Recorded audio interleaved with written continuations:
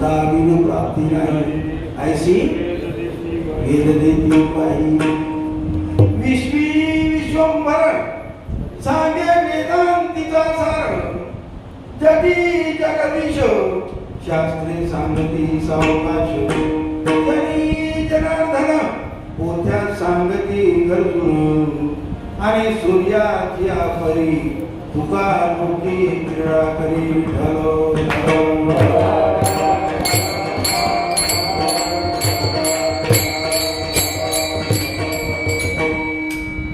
किती सोप्या भाषेत सांगितलं. या विश्वामध्ये विश्वंभर आहे हे कोण सांगायले? चार वेदाचा सार सांगायला आणि जनी जनार्दन प्रत्येक आत्म्यामध्ये परमात्मा आहे हे कोण सांगायला लागले? जनी जनार्दन पोथ्या सांगती गरजून. आणि त्याही पेक्षा शेवटला काय म्हटले? सूर्याची परी तुका डोके क्रीडा करी. जसं सूर्य किरण सर्वव्यापी आहे, सर्व ठाई आहे, मग तसा ईश्वर कसा आहे?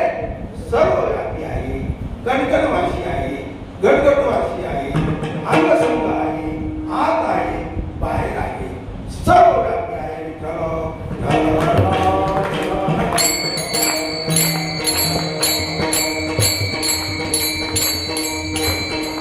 आणि हा ईश्वर कळवतो कोण? दाखवतो कोण? आम्हाला फक्त संत महापुरुष. काय सांगू आता संतांचे उपकार मग निरंतर जागृती काय त्या विकाशी भावे उत्तरायण देवता पायी आम्ही वाचतो बागत नाही.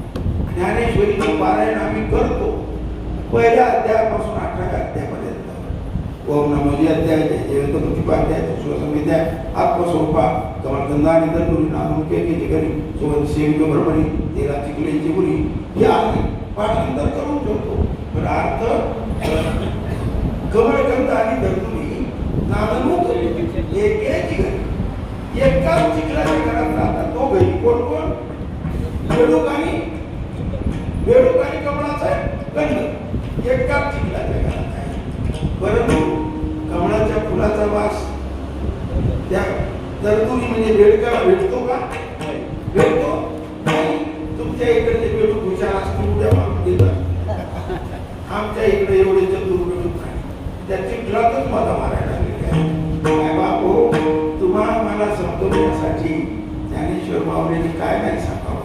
अरे बापू नो या चिखलात मजा मारू नका. भुंगे भुंगे हे भुंगे झाले पण पराग सेवन करणारे नाही. उलट्या बोलतात.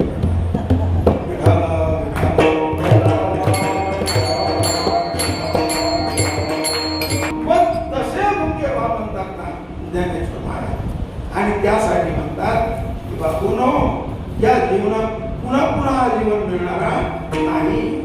एकच वेळेस मनुष्य देह मिळत असतो. म्हणून त्याला कारणी लावा. आणि हे संताविन प्राप्ती नाही ऐसी वेद देती वाही. आम्हाला सगळे वेद सांगायले, पुराण सांगायले, शास्त्र सांगायले, संत सांगायला लागले. मग का आम्ही त्या नादी का लागत नाही? आम्ही दुसऱ्याच नादीला बंद जातो. आणि म्हणून मायबाप हो हा क्यू येते. आता दास कॉलेजला प्रोफेसर होतो, त्यापूर्वी PS साहेब होतो. ते कोण संतांना PS साहेब IGTIT झालो असतो. परंतु घरातली माठ टिकवण्यासाठी ती नोकरी सोडून दिली. मास्तर झालो, पण चांगल्या मोठ्या कॉलेजचा मास्तर झालो. आणि असे धोतर वगैरे घालून फिरायचो. लोक हसायचे. कलेक्टरपेक्षा 25,000 पगार जास्त. येड्यासारखं फिरत राहतं नाही. येड्यात काढायची. आम्हाला आजही आता एक वेळेस तर परमेश्वर कॉलेजला गॅदरिंगला पाहुणा नाना पाटेकरला बोलवायला गेले. त्याने 2 लाख मागितले. मग तिथल्या डीननी मला राहुरी कृषी विद्यापीठात ऐकलं होतं. त्याने मला म्हटले होते तुम्ही आमच्याकडे याल का गॅदरिंगला? मग तुमच्याही कॉलेजला येऊन गेलो 2 वेळेस. मग मी म्हटलं येतो. एवढ्या मोठ्या नामांकित कॉलेजला का नाही येणार? पण या. पण मी अशाच पोशाखात गेलो. तिथले दोन्ही कमिशनर माझे वर्ग रेव्हेन्यू कमिशनर आणि पोलीस कमिशनर त्यांनी गेस्ट हाऊसला आले, मला त्यांच्या लालदेवीच्या गाडीत घेऊन गेले आणि स्टेजकडे चाललो. मी अशा पोशाखात, त्यांना वाटलं की हे दोघं कोणीतरी पाहुणे आहेत आणि त्यांच्यासोबत खेळायचं आलेले येड आहे. परंतु जेव्हा खुर्चीत बसवलं तर पाहुण्याच्या खुर्चीत मला बसवलं तर जर लाचू लागले, अरे महाराजा केली म्हणजे नाना पाटेकरच्या जागेवर बोलवलेला पाहुणा असा धोत्र्या असावा का? त्यांनी येऊन कानात सांगितलं, म्हणजे सर तुमच्याकडे दुसरा पोशाख नाही का? म्हणलं गेस्ट हाऊसला नाही काय झालं? म्हणजे तुमच्या धोत्राला असायला लागले. आता म्हणलं नावी राहते, आधी कळाला असतं आलो नसतो, आता आलोय तर बोलावं लागेल तुम्हाला काय पाहतो. माझ्याकडे माईक आला, मी म्हटलं तुम्ही माझ्या धोत्रावर असायला लागला. बापू मग काय फरक आहे कपड्यामध्ये? धोती कहे चड्डी से दोनों बनी एक आगे से, तू कुर्ती आगे से मैं कुर्ती पीछे से, फरक काय आहे? मग मात्र खाली मंडळीने टाळ्या ठोकल्या. मी म्हटलं आमच्यासारखे धोत्रावाले अमेरिकेत फिरत होते, कोणी यायचं ना आमचा काष्टा धोरण विचारायचं वाटेत देश. मग त्यांची सहनशीलता संपली. यांनी त्यांच्या गळ्याची टाय धरून विचारलं वाटेत दिस. ते म्हणाले दिस इज माय नेक टाय, हे म्हणाले दिस इज माय बॅक टाय.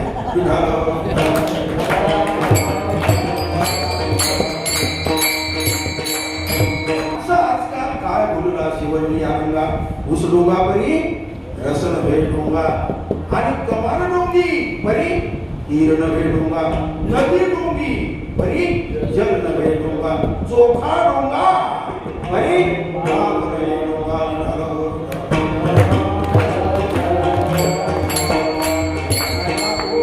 आम्ही आजकाल वरच्या पोशाखाला पाहून बोलायला लागलो, मध्ये काही बात आहे का नाही कोणाच ठाऊक.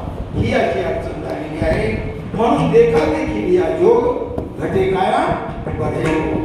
मी काही अभंग लिहायचो, लोक अभंगाला मान्यता नाही. मग मी भारुडं लिहून टाकली. भारुडं लिहून टाकली. मग लोक म्हणायचे भारुडं तुमची कशी आहे ती पहा. मग मुद्दाम मी शेवटला सांगणार आहे भारूड, परंतु त्यापूर्वी एक सांगतो की मी जे पहिलं भारूड लिहिलं, ज्यावेळा माझ्यावरती सद्गुरूची कृपा झाली, तेव्हा जे पहिलं भारूड लिहिलं की ते भारूड असं होतं, माझा रस्ता चुकून गेला कोणी घरी पोहोचवा मला, माझा रस्ता चुकून गेला कोणी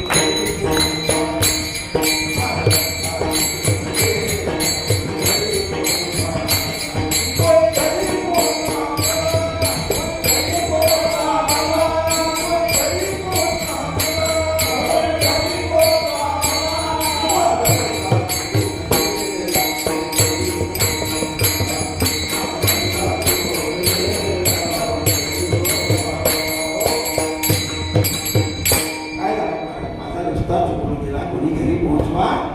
आम्ही सगळे रस्त्याने आहो. आपल्याला वाटत असेल की आम्ही रस्त्यावर आहोत, नाही, सगळे रस्ते भटकलेले. मग रस्त्यात लागल्या नाले दोन, कोणते नाले? आशा आणि मोह.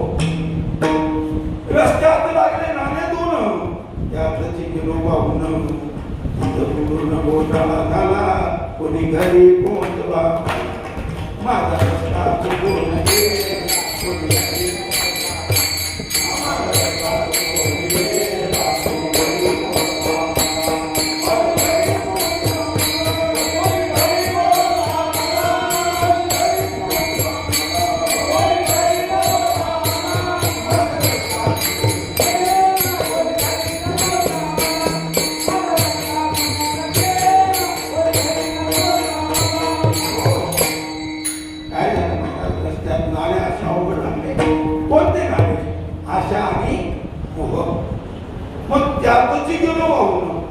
आशा मोहामध्ये उडून घोटाळा झाला कोणी घरी पोहोचला मला.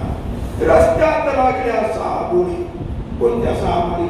षडली, काळ कपटवर मचलदम आणि अहंकार. रस्त्यात लागल्या सहा गोळी, जशी अमावस्याची रात्र घाली काळी, इथं जाऊन चकमा झाला कोणी घरी पोहोचवा.